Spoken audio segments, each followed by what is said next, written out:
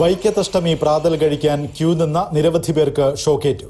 ഊട്ടുപുരയ്ക്ക് സമീപം സ്ഥാപിച്ച ഇരുമ്പ് ബാരിക്കേഡിൽ നിന്നാണ് ഷോക്കേറ്റത്. ശാരീരിക അവശതകൾ ഉണ്ടായ 3 സ്ത്രീകളെയും ഒരു പുരുഷനെയും വൈക്കം സർക്കാർ ആശുപത്രിയിൽ പ്രവേശിപ്പിച്ചിരിക്കുകയാണ്. നിലവിൽ ഗുരുതരമായിട്ടുള്ള സ്ഥിതി ഇല്ല എന്നുള്ളത് തന്നെയാണ് കൃഷ്ണകുമാർ മനസ്സിലാക്കുന്നത്. വൈക്കത്തഷ്ടമി പ്രാതൽ കഴിക്കാനായി ക്യൂ നിന്ന നിരവധി പേർക്കാണ് ഷോക്കേറ്റത്. ഊട്ടുപുരയ്ക്ക് സമീപം സ്ഥാപിച്ച ഇരുമ്പ് ബാരിക്കേഡിൽ നിന്നാണ് ഷോക്കേറ്റത്. ശാരീരിക അവശതകൾ ഉണ്ടായ 3 സ്ത്രീകളെയും ഒരു പുരുഷനെയുമായിരുന്നു വൈക്കം സർക്കാർ താലൂക്ക് ആശുപത്രിയിൽ പ്രവേശിപ്പിച്ചത്. 68-കാരനായ തുറവൂർ സ്വദേശി രവീന്ദ്രനാഥ്, തൃപ്പൂണിത്തുറ സ്വദേശി സുനിത, മൂത്തടുത്തുകാവ് സ്വദേശി ബീന, മാഞ്ഞൂർ സ്വദേശി സതീദേവി എന്നിവരെയായിരുന്നു ആശുപത്രിയിൽ പ്രവേശിപ്പിച്ചത്. ഉച്ചയ്ക്ക് 12 മണിയോടെയായിരുന്നു ഈ അപകടം നടക്കുന്നത്. ഭക്ഷണം കഴിക്കുന്നതിന് വേണ്ടിയിട്ട് ക്യൂ നിൽക്കുന്ന സമയത്ത് ഇവിടെ സ്ഥാപിച്ച ഇരുമ്പ് കമ്പിയിൽ നിന്നാണ് വൈദ്യുതി പ്രവാഹം ഉണ്ടായത്. നിരവധി പേർക്ക് ഷോക്കേറ്റെങ്കിലും കാര്യമായിട്ടുള്ള ഒരു അപകടത്തിലേക്ക് പോയില്ല. 4 പേർക്ക് മാത്രമായിരുന്നു ശാരീരിക അസ്വസ്ഥതകൾ, അതും പ്രായമായ ആളുകൾക്കാണ് ശാരീരിക അസ്വസ്ഥതകൾ ഉണ്ടായത്. ഇതിനെ തുടർന്ന് തൊട്ടടുത്ത് തന്നെ ഫയർഫോഴ്സ് ടീം ഉണ്ടായിരുന്നു. ഇവരെത്തി കൃത്രിമ ശ്വാസോച്ഛ്വാസം ഉൾപ്പെടെ നൽകിയാണ് ഒരു സ്ത്രീയെ രക്ഷിച്ചത്. ഷോക്കേറ്റ വയോധികർക്കടക്കം ശാരീരിക അവശതകൾ ഉണ്ടായതോടെയാണ് ആശുപത്രിയിൽ പ്രവേശിപ്പിച്ചത്. ഇപ്പോൾ മനസ്സിലാക്കുന്ന അനുസരിച്ചാണെങ്കിൽ ബാരിക്കേഡിന് മുകളിലൂടെ വൈദ്യുതി വയറുകൾ സ്ഥാപിച്ചിട്ടുണ്ട്. ഇതിൽ നിന്നാകാം ബാരിക്കേഡിലേക്ക് വൈദ്യുതി പ്രവഹിച്ചതെന്നുള്ളതാണ് ലഭിക്കുന്ന വിവരം. ഏതായാലും ഇക്കാര്യത്തിൽ ദേവസ്വം ബോർഡ് അന്വേഷണം ആരംഭിച്ചിട്ടുണ്ട്. എല്ലാവർക്കും നമസ്കാരം. മറ്റൊരു ടെക്നിക്കൽ വീഡിയോയിലേക്ക് എല്ലാവരെയും സ്വാഗതം ചെയ്യുന്നു. ഞാൻ ജെയിംസ് കുട്ടി തോമസ്, റിട്ടയേർഡ് ഇലക്ട്രിക്കൽ ഇൻസ്പെക്ടറാണ്. ഇന്നത്തെ വീഡിയോയിൽ വിഷയം, ഇന്നലെ വൈക്കത്തഷ്ടമി പ്രാതൽ കഴിക്കാൻ ക്യൂ നിന്ന കുറച്ച് പേർക്ക് ഷോക്കടിച്ചതുമായി ബന്ധപ്പെട്ട ഒരു വിവരമാണ്. ഇപ്പോൾ ഒരുവിധം നിങ്ങളെല്ലാവരും ഇത് അറിഞ്ഞു കാണും. ഇന്നലെ ഉച്ചയ്ക്ക് മുൻപ് നടന്ന ഒരു സംഭവമാണ്. ഈ വീഡിയോയിൽ പറയുവാൻ ഉദ്ദേശിക്കുന്നത്, ഇങ്ങനെ ഒരു അപകടം ആവർത്തിക്കാതിരിക്കാൻ വൈദ്യുതി സുരക്ഷാപരമായിട്ട് നമുക്ക് എന്ത് ശ്രദ്ധിക്കാനുണ്ട്, ഈ അപകടത്തിൽ എന്ത് വീഴ്ചയാണ് വന്നത്. നിങ്ങളിപ്പോൾ ടി വിയിലെ വാർത്ത കേട്ട് കഴിഞ്ഞു. നമുക്ക് ഈ പത്രവാർത്തയും കൂടി വായിക്കാം. വൈക്കത്തഷ്ടമി പ്രാതൽ കഴിക്കാൻ ക്യൂ നിന്ന നിരവധി പേർക്ക് ഷോക്കേറ്റു. ഊട്ടുപുരയ്ക്ക് സമീപം സ്ഥാപിച്ച ഇരുമ്പ് ബാരിക്കേഡിൽ നിന്നാണ് ഷോക്കേറ്റത്.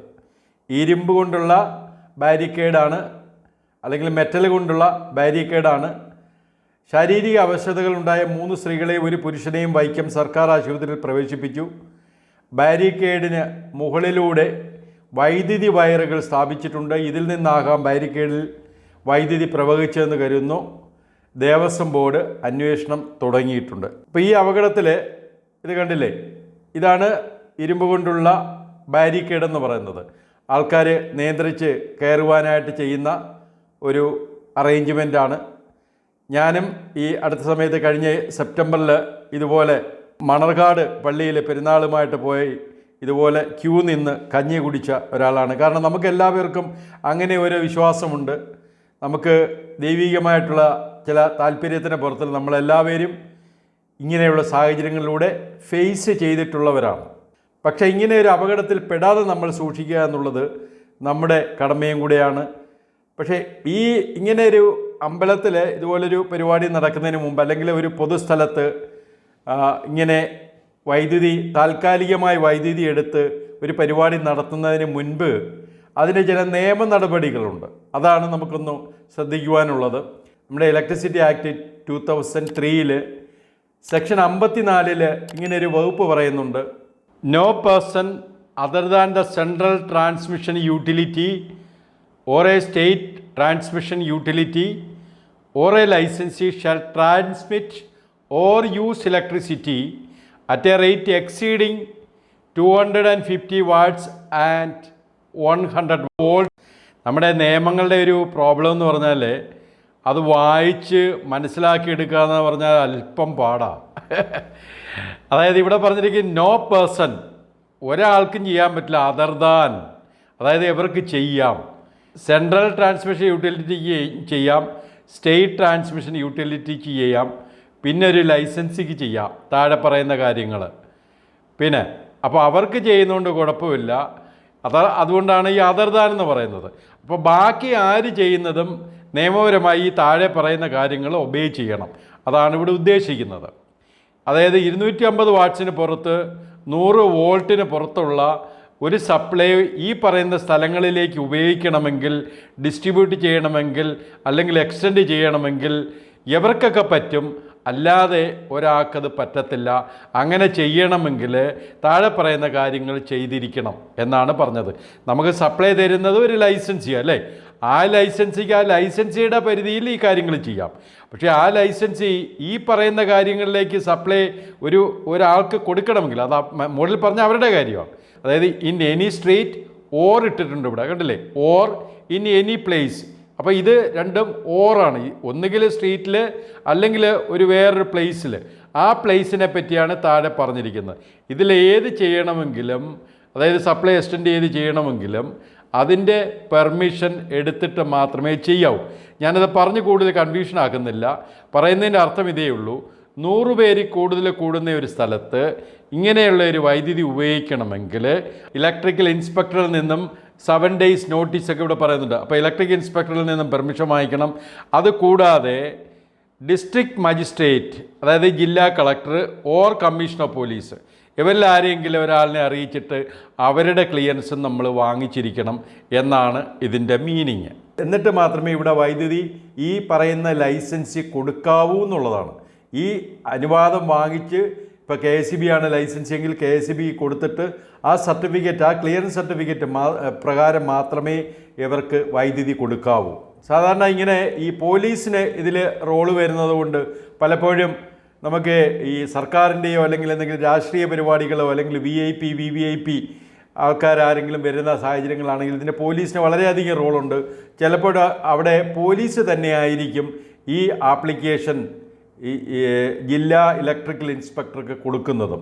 പക്ഷേ പോലീസ് എന്ന് പറയുമ്പോൾ ഒരു അധികാരിയാണല്ലോ, അവർക്ക് അതിൻ്റേതായ ഒരു ഇലക്ട്രിക്കൽ ഇൻസ്പെക്ടറേറ്റ് ഓഫീസിൽ ആ വയറിംഗ് അനുസരിച്ച് കൊടുക്കേണ്ട ഒരു നടപടിക്രമങ്ങളൊക്കെ ചിലപ്പോൾ അവർ പാലിച്ചെന്ന് വരത്തില്ല. ഇത് സംബന്ധിച്ച് ഞാൻ വേറൊരു വീഡിയോ ചെയ്തിട്ടുണ്ട്, അതിവിടെ ഞാൻ ലിങ്ക് കൊടുക്കാം. അവർ ചിലപ്പോഴൊരു ലൈസൻസ് ഉള്ള ഒരാൾ വഴി പോലും ആയിരിക്കത്തില്ല ഈ വയറിങ് ചെയ്യുന്നത്. അമ്പലങ്ങളിലെ ഉത്സവങ്ങളും മറ്റാഘോഷങ്ങളും, അതാണ് നമ്മളിപ്പോൾ ഈ വൈക്കത്തഷ്ടമി പരിപാടിയോടുകൂടി നമ്മൾ കണ്ടത്. പിന്നെ പള്ളിപ്പെരുന്നാളുകളിൽ വളരെയധികം ഇതുപോലെ തന്നെ അമ്പലങ്ങളിലെ പരിപാടികൾ പോലെ തന്നെ പള്ളിപ്പെരുന്നാൾ, അത് ക്രിസ്ത്യൻ പള്ളിയായാലും മുസ്ലിം പള്ളിയായാലും അവരുടെ ചടങ്ങുകളുമായി ബന്ധപ്പെട്ട് ഇതുപോലെ ആൾക്കാർ ഒരുപാട് കൂടുന്ന സാഹചര്യങ്ങളുണ്ട്.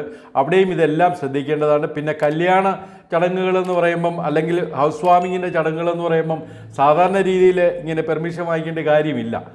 പക്ഷേ വളരെയധികം ഈ പറഞ്ഞ സാഹചര്യങ്ങളിലുള്ള വളരെയധികം ആൾക്കാർ വരികയും ഒരുപാട് ടെമ്പററി വയറിങ്, ഇതിനകത്ത് വീട്ടിൽ പെർമനൻറ്റ് വയറിങ് അല്ലെങ്കിൽ ഇതുപോലുള്ള പെർമനൻറ്റ് വയറിങ് പോരാ.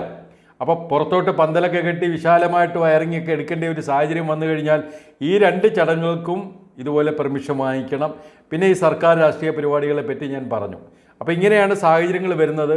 അപ്പോൾ ഇങ്ങനെ താൽക്കാലിക വയറിങ് എടുക്കുന്ന സാഹചര്യങ്ങളിൽ നമ്മൾ ശ്രദ്ധിക്കേണ്ട കാര്യങ്ങളാണ്. അവർ കൂടുതലും ചിലപ്പോൾ LED ആയിരിക്കും, ചെറിയ LED-കൾ. അത് DC-യിലുള്ളതുണ്ട്, AC-യിലും ഉള്ളതുണ്ട്. DC-യിലുള്ളത് എനിക്ക് തോന്നുന്നത് അത് വലിയ പ്രോബ്ലം ഇല്ല, ചെറിയൊരു വോൾട്ടേജ് മാത്രമേ വരുള്ളൂ. അത് DC സർക്യൂട്ട് വഴി, റെക്ടിഫയർ വഴി പോകുന്നു. എന്നാലും DC ആയാലും ഒരു ലിമിറ്റിന് അപ്പുറത്തോട്ടുള്ള ഡിസ്ട്രിബ്യൂഷൻ വരുമ്പോൾ ശ്രദ്ധിക്കണം. അപ്പോൾ AC-യിലാണ് കൂടുതലും ഇങ്ങനെ അപകടങ്ങൾ ഉണ്ടാകുന്നത്. ഇത് കണ്ടില്ലേ, ഒരു വയറിൻ്റെ ഇൻസുലേഷൻ പോയിരിക്കുന്നത് കണ്ടില്ലേ? അപ്പോൾ ഇതുപോലുള്ള താൽക്കാലിക വയറിങ്ങുകളൊക്കെ ഉപയോഗിക്കുമ്പോൾ അത് ശ്രദ്ധിക്കണം. ചില സ്ഥലങ്ങളിൽ പലയിടത്തും കണ്ടിട്ടുള്ളതാണ്, അമ്പലങ്ങളിലും അല്ലെങ്കിൽ പള്ളികളിലുമൊക്കെ ഇതുപോലെ LED ഡിസ്പ്ലേ, വൈദ്യുത അലങ്കാരങ്ങൾ. ഇപ്പോൾ ക്രിസ്മസ് വരികയാണ്, ക്രിസ്മസിനോടനുബന്ധിക്കും ക്രിസ്മസ് ആഘോഷങ്ങൾക്കിടയിൽ ഇതുപോലെ ഒരുപാട് താൽക്കാലിക വയറിങ്ങൊക്കെ ആവശ്യം വരും. അത് പലപ്പോഴും ഇതിനായിട്ട് ലൈറ്റ് ആൻഡ് സൗണ്ട് എന്ന് പറഞ്ഞൊരു ടീമുണ്ടല്ലോ, അവരാണ് പലപ്പോഴും ഈ വർക്കുകൾ ചെയ്യുന്നത്. അവർ എക്സ്പീരിയൻസ്ഡ് ആൾക്കാരാണെന്നാണ് അവരുടെ ധാരണ. അവരുടെ ഈ വർക്ക് ചെയ്യുന്നവർക്ക് ആർക്കും ലൈസൻസ് കാണത്തതുമില്ല. പിന്നെ അവരിത് ചെയ്യുന്നത് ചെറിയ മുട്ടുസൂചി കുത്തിയാണ് ഒരു സർക്യൂട്ടുകൾ സപ്ലൈ പുറത്തേക്ക് എടുക്കുന്നത്. വളരെ ഡേഞ്ചറസ് ആണ്. നമ്മൾ പല സ്ഥലങ്ങളിലും കണ്ടിട്ട് അതെല്ലാം റീവയർ ചെയ്യിച്ചിട്ടുണ്ട് പരിശോധനാ സമയങ്ങളിൽ. അപ്പോൾ ഇതുപോലെ ഡേഞ്ചറസ് ആണ്. പിന്നെ പ്രധാനമായിട്ടും നമ്മളിതെല്ലാം ചെയ്യുമ്പോൾ സേഫ്റ്റി കൊടുക്കുന്നത് എന്തിനു വേണ്ടിയാണ്? ഹ്യൂമൻ പ്രൊട്ടക്ഷനാണ്. ഈ അമ്പലത്തിൽ നടന്ന അപകടത്തിൽ അവിടെ ബാരിക്കേഡിലൂടെ സപ്ലൈ വന്നു. ബാരിക്കേഡിലൂടെ സപ്ലൈ വരുമ്പോൾ ഉടനെ തന്നെ അവിടുത്തെ സപ്ലൈ പോയിരിക്കണം, കട്ടായിരിക്കണം. ഒരു ലീക്കേജ് വന്നു കഴിഞ്ഞാൽ ഉടനെ സപ്ലൈ കട്ടായിരിക്കണം. അതിനുവേണ്ടി നമ്മളവിടെ കൃത്യമായിട്ട് എർത്ത് ലീക്കേജ് സർക്യൂട്ട് ബ്രേക്കർ സ്ഥാപിച്ചിരിക്കണം.